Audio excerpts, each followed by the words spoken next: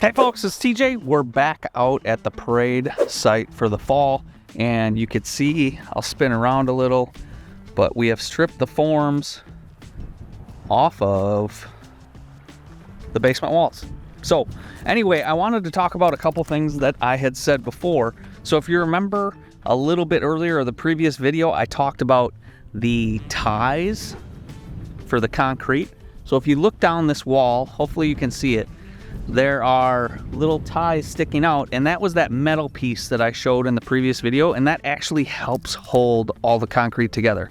I wanted to point out a couple other things because there's things you need to understand when you're building, and there's four in particular. That's your air barrier, your water barrier, your thermal barrier, and also your vapor barrier.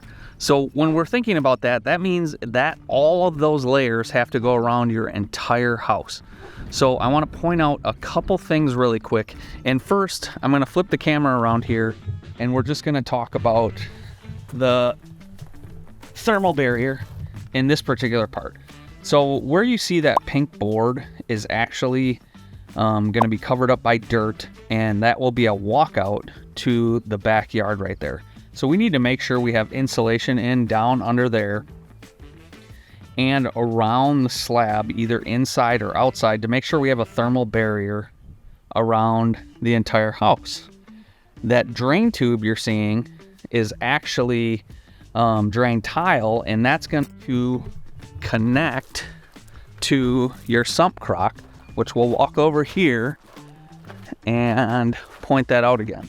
So your sump crock is back here, and if you remember back here, we're talking about here, I'll try to get out of the way.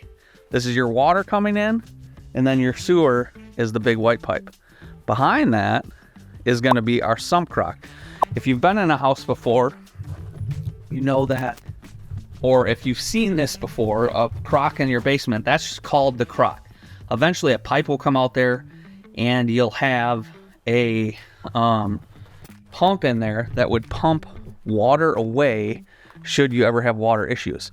Now, if you could see down along that and around the sump crock there, that's that white stuff that we called former drain. That's going to tie into our drain tile out over here at the corner. So any water anywhere around your foundation actually is caught, put in here, and pumped out away from your home. Now, if you do your landscaping right, 90% of the time you shouldn't have water issues in your home.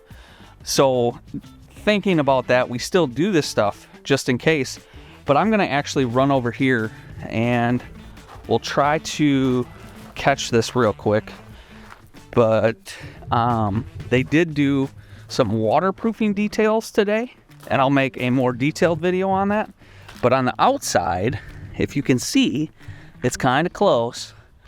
But this dimple board is also going to help be a water control layer for us. Anyway, I just kind of wanted to talk to you guys about, once the forms are stripped, stuff to look for as far as like your waterproofing, your insulation, especially around the foundation and subgrade. I'll make a video on, you know, your 4 control layers in a house. So when we're thinking about them, our water control layer is the first most important. Then it's our air sealing details. After that's your vapor, and then your thermal, which is going to be insulation. Anyway, I hope you guys raise your standard, and we'll talk to you soon.